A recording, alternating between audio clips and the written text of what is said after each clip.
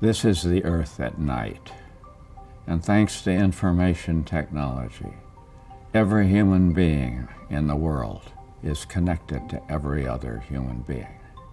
And a more connected world is a necessary step towards a more enlightened world. Information technology, to most people, is this device. And inside this device, there's vastly more information processing than existed in the entire world when I started working on this technology.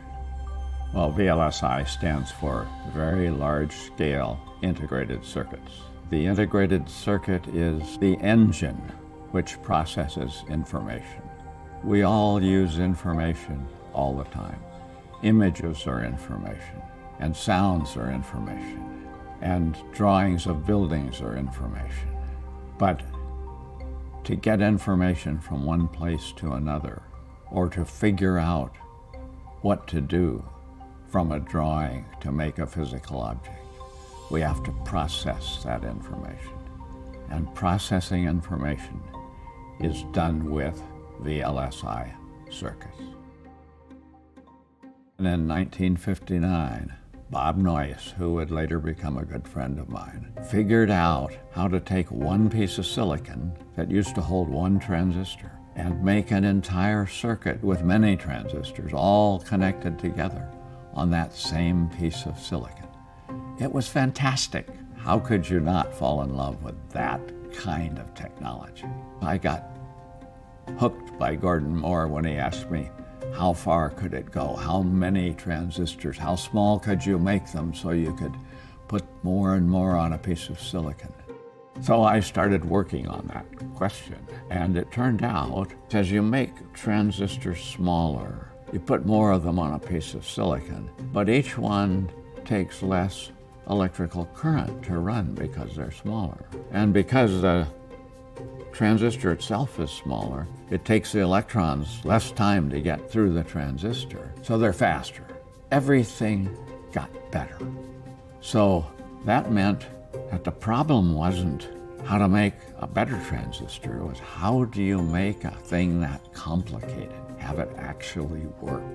So the important thing was to take the concept that was in my head of what you wanted the system to do and translate that into physical form of an integrated circuit.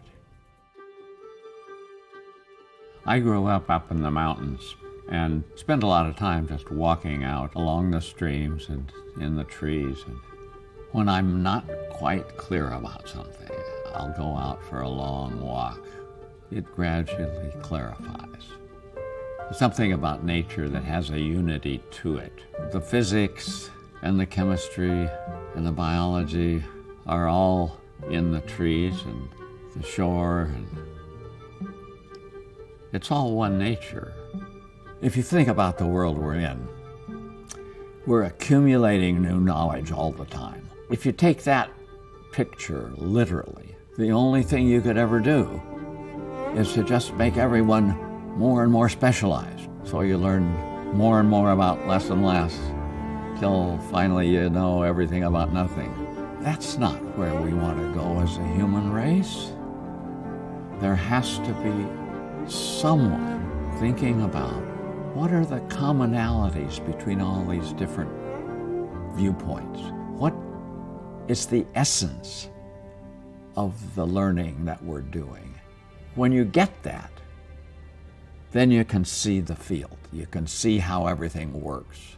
This is what happened with my students in the VLSI course. They got to where they could see the whole thing, the essence of it, not all the detail. You can go back and get detail later if you have the essence, but it's hard to go the other way.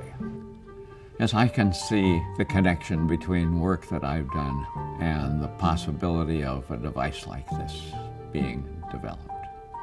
It's a very long trail of work by other people that linked anything I did and this device. But I'm still, every time I use this device, I have a warm feeling. There's part of me in it.